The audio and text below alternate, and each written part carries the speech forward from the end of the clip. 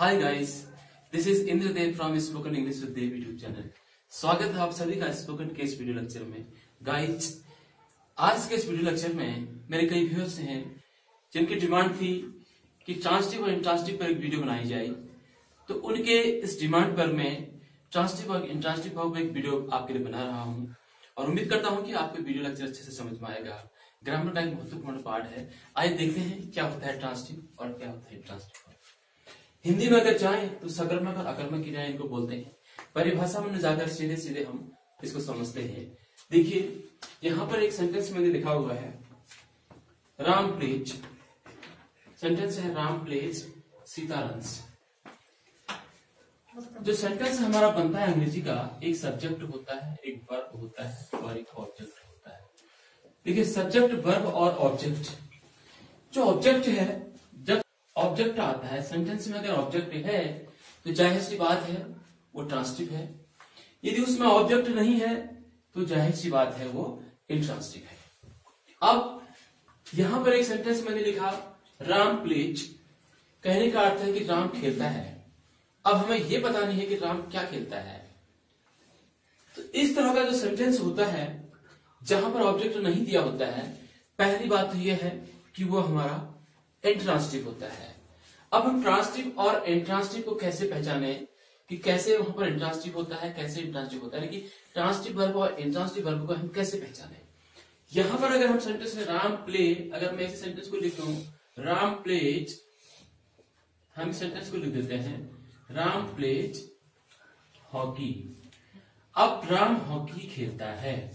यहां पर प्लेस के लिए जो ऑब्जेक्ट आया वह है हॉकी। राम प्लेज हॉकी, तो राम का जो खेलना है उसका प्रभाव सीधे हॉकी में पड़ रहा है। तो यहां पर सीधे सीधे ये आपका ट्रांसटिव वर्ब बन गया। ये वर्ब जो है प्लेज, यहां पर आपका ट्रांसटिव हो गया। अब सीता रन्स है, सीता दौड़ती है। लेकिन सीता दौड़ती है तो सेंटेंस पूरा पूरा मीनिंग दे रहा है। यहां पर हमें कुछ एक्स्ट्रा इन्फॉर्मेशन जोड़ने की जरूरत नहीं है, कुछ भी एक्स्ट्रा जोड़ने की जरूरत नहीं है। तो ये जो हमारा रन है ये इंट्रांसटिव है, ये हमारा हो गया इंट्रांसटिव। और राम प्लेज हॉकी, तो ये हमारा हो गया ट्रांसटिव वर्ब। आइए देखते हैं। अब पहला तो फंडा ये है कि ट्रांसटिव और इंट्रांसटिव समझने के लिए, यदि सेंटेंस में आपका ऑब्जेक्ट आया है तो वो ट्रांसटिव है। यदि सेंटेंस में ऑब्जेक्ट नहीं आया है तो इंट्रांसटिव है। ये आपने समझा पहला सीधा फंडा जो है। अब अगला हम देखते हैं क्या होता है। Ram eats an apple. Ram सेब खाता है। अब राम जब सेब खाएगा तो ये खाना जो है ईट, इसका प्रभाव सीधे सीधे एप्पल पर पड़ेगा।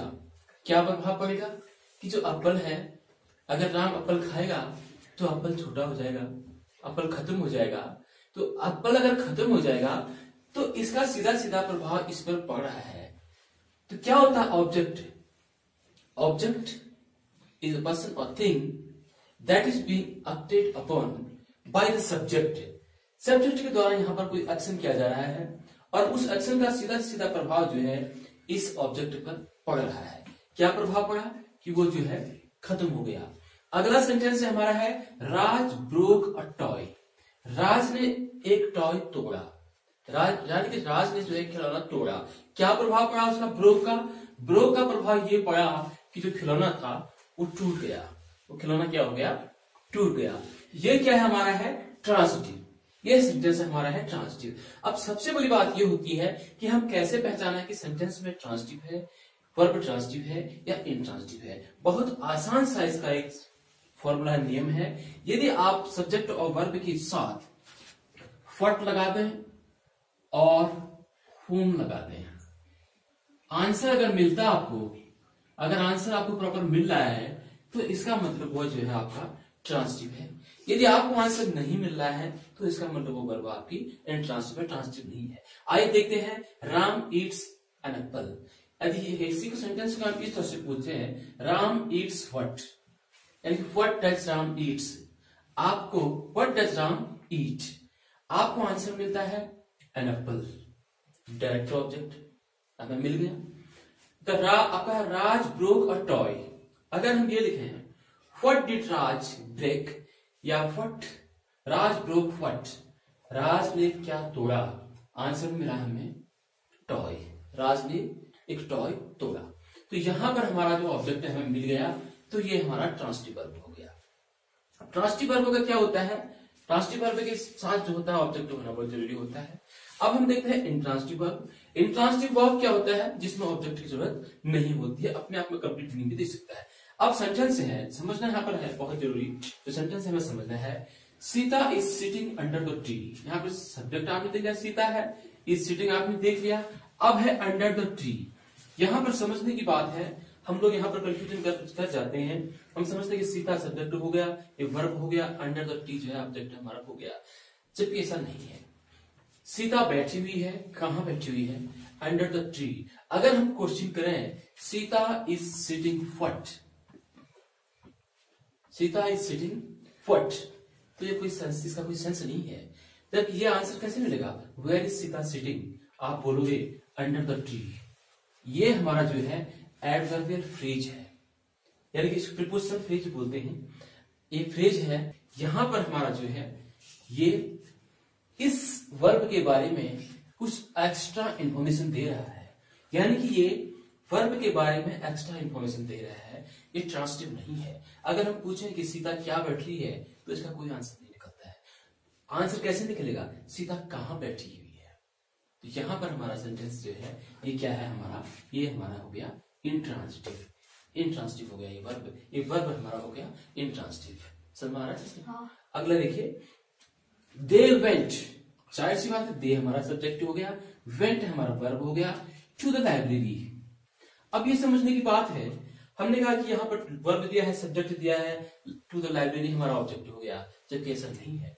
दे went to the library, to the library जो है हमारा एक प्रीपोजिशनल फ्रेज है। अगर हम पूछेंगे they went what, no answer. They went home, no answer, कोई आंसर हमें नहीं मिल रहा है, सेंसिबल आंसर। अतः ये वर्ब सेंटेंस है हमारा, जो हमारा वर्ब है वो क्या है हमारा इंट्रांसिटिव वर्ब है। अब एक सेंटेंस यहाँ पर देखते हैं, आइए देखते हैं। The carpenter makes a chair. यदि हम ये पूछे the carpenter makes what, carpenter chair बनाता है, कारपेंटर क्या बनाता है, आंसर हमें सीधा सीधा मिल जाता है अ चेयर। कारपेंटर क्या बनाता है, अ चेयर। तो ये कौन सा वर्ब हमारा हो गया, ट्रांसिटिव। ये क्या हो गया हमारा, यहाँ पर वर्ब जो है ट्रांसिटिव है कि कारपेंटर के बनाने का सीधा सीधा इफेक्ट जो है चेयर में पड़ रहा है। अगला है Sachin play cricket, Sachin cricket खेलता है। सचिन के प्लेस का प्रभाव सीधा कहां पड़ा है, क्रिकेट में पड़ा है। अगर हम सेंटेंस पूछे सचिन प्ले व्हाट या व्हाट डज सचिन प्ले, तो आंसर आपको मिलता है क्रिकेट। क्रिकेट जो है यहाँ पर हमारा ऑब्जेक्ट है, जिस पर प्लेस का सीधा सीधा प्रभाव पड़ रहा है। अगला सेंटेंस हमारा है Ram is helping his brother. अब हम सेंटेंस पूछें Ram is helping what, what is Ram helping, आपको आंसर नहीं मिला। But home is Ram helping, home. अगर आपने कहा कि home is Ram helping, Ram किसकी सहायता कर रहा है, आपको आंसर मिला हिज ब्रदर, अपने भाई की सहायता कर रहा है। Ram is helping home, answer मिलता है हिज ब्रदर। तो ये भी हमारा क्या है, ट्रांसिटिव है। ये तीन के तीन सेंटेंस हमारे हो गए ट्रांसिटिव, ट्रांसिटिव वर्ब हो गए। यहाँ पर तीन में हमारा ट्रांसिटिव वर्ब है। आइए आप देखते हैं नेक्स्ट सेंटेंस क्या है हमारा। नेक्स्ट सेंटेंस हमारा है the boy slept under the warm blanket. The boy हमारा सब्जेक्ट हो गया, स्लेप्ट हमारा वर्ब हो गया।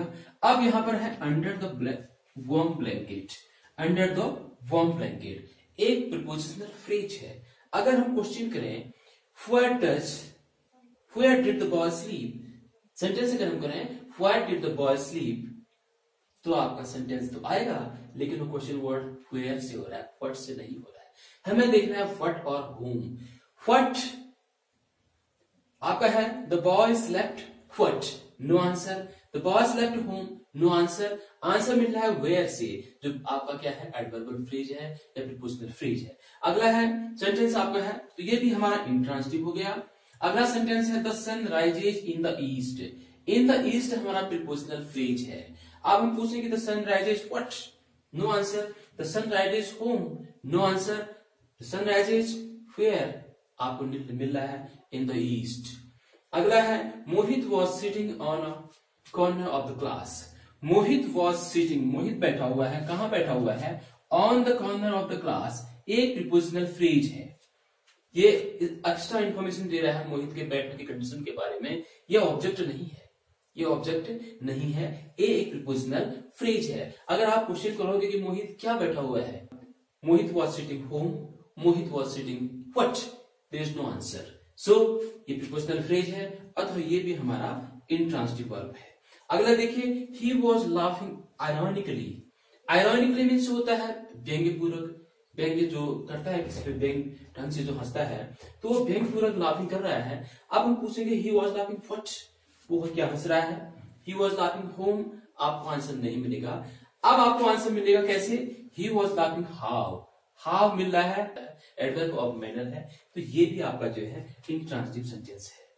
अगला सेंटेंस देखिए, my friend is walking to the office.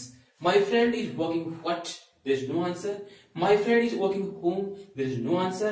My friend is working where, आपको आंसर मिल रहा है to the office। तो आपको what और home को देखना है, प्रीपोजिशनल फ्रेज है जो इसके बारे में एक्स्ट्रा इन्फॉर्मेशन दे रहा है।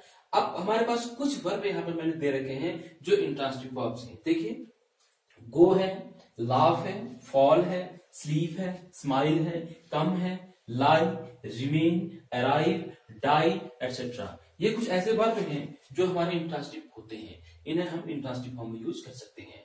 अब देखिए, जो यहाँ पर मैंने आपको बताया था, कुछ जो हमने यहाँ पर सेंटेंस दिए थे ट्रांसिटिव वर्ब के थे, और यहाँ पर हमने जो सेंटेंस दिए ये भी ट्रांसिटिव वर्ब के हैं। अब यहाँ पर हमारा जो ट्रांसिटिव वर्ब के कुछ मैंने वर्ड्स यहाँ पर वर्ब दे रखे हैं। ट्रांसिटिव वर्ब क्या है, हेल्प है, ईट है, ड्रिंक है, ब्रेक है, like, buy, give, find, clean etcetera, ये सारे हमारे जो है ट्रांसिटिव वर्ब हैं। आइए अब हम देखते हैं दूसरा हमारा जो सेंटेंस यहाँ पर दिया है, अगला इसको हमें समझना है, यह है डाई ट्रांसिटिव वर्ब। एक होता है डाई ट्रांसिटिव वर्ब, जो मैंने आपको यहाँ पर बताए थे, इनको बोलते हैं मोनोट्रांसिटिव वर्ब। मोनोट्रांसिटिव वर्ब में क्या होता है, सेंटेंस में एक ऑब्जेक्ट होता है तो मोनोट्रांसिटिव कहलाता है। डाई ट्रांसिटिव में क्या होता है, जब सेंटेंस में हमारे दो ऑब्जेक्ट आ जाते हैं, एक डायरेक्ट ऑब्जेक्ट होता है और एक इनडायरेक्ट ऑब्जेक्ट होता है, तो उसको हम डाई ट्रांसिटिव वर्ब बोलते हैं। तो डाई ट्रांसिटिव वर्ब में क्या होता है, देखिए दो ऑब्जेक्ट होंगे। यहां पर क्या है, Ram is giving me an apple, Ram is giving me an apple, यानी कि राम मुझे एक सेब दे रहा है। अब यहां पर क्या है आपका, राम हमारा सब्जेक्ट हो गया, इज हेल्पिंग वर्ब है, गिविंग आपका मेन वर्ब हो गया, मी आपका हो गया ऑब्जेक्ट, इनडायरेक्ट ऑब्जेक्ट जो पर्सन के लिए यूज होता है, और एन एप्पल आपका हो गया डायरेक्ट ऑब्जेक्ट। तो यहां पर क्या है, सेंटेंस में दो ऑब्जेक्ट का यूज किया गया है। राम इज गिविंग, अब हम पूछेंगे Ram is giving what, answer मिलेगा an apple. Ram is giving home, answer मिलेगा मी, किसको दे रहा है, मुझे दे रहा है, क्या दे रहा है, एप्पल दे रहा है, तो you are getting both the answer. तो यहां पर क्या है, ये डाई ट्रांसिटिव वर्ब है, यहां पर गिविंग जो है हमारा डाई ट्रांसिटिव वर्ब है। अगला देखिए, my father is buying me a car. अब यहां पर माई फादर आपका सब्जेक्ट हो गया, इज हेल्पिंग वर्ब हो गया, बाइंग आपका मेन वर्ब हो गया, मी आपका क्या हो गया, यहां पर मी हो गया हमारा इनडायरेक्ट ऑब्जेक्ट, और कार हमारा हो गया डायरेक्ट ऑब्जेक्ट। अब ये दो ऑब्जेक्ट को फॉलो कर रहा है, कौन, ये बाइंग वर्ब, अतः ये हमारा जो है डाई ट्रांसिटिव है, ये डाई ट्रांसिटिव है। कुछ डाई ट्रांसिटिव वर्ब मैंने यहाँ पर दे रखे हैं जो है buy, give, bring, allow, appoint, ask, cook, earn, forgive, grant, write, take etcetera. तो ये हमारे जो होते हैं डाई ट्रांसिटिव वर्ब होते हैं, जो दो आपके ये जो ऑब्जेक्ट हैं, दो ऑब्जेक्ट को फॉलो कर सकते हैं, और डायरेक्ट ऑब्जेक्ट को और इनडायरेक्ट ऑब्जेक्ट को। तो ये था हमारा आज का लेसन, जिसमें हमने जाना ट्रांसिटिव क्या होता है, इंट्रांसिटिव क्या होता है, मोनोट्रांसिटिव, ये हमारा मोनोट्रांसिटिव है। मोनोट्रांसिटिव जो है एक ऑब्जेक्ट को फॉलो करता है, जैसे हमारा राम प्लेज हॉकी है, राम हॉकी खेलता है, तो ये मोनोट्रांसिटिव है।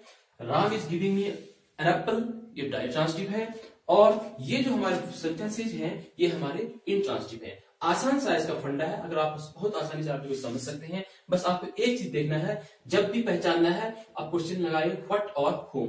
व्हाट और होम लगाने से आपको अगर आंसर मिलता है, that means verb is transitive. यदि आपको व्हाट और होम लगाने से आंसर नहीं मिलता है, it means the verb is intransitive. और डाई ट्रांसिटिव आपने देख लिया। तो ये था हमारा आज का लेसन। तो आई होप कि आपको अच्छे से समझ में आया होगा। तो जिन व्यूअर्स की डिमांड थी कि आप ट्रांसिटिव और इंट्रांसिटिव में कन्फ्यूजन होते हैं, तो मुझे उम्मीद है कि आपको समझ में आया होगा। So guys, thank you so much for watching this video. Thank you.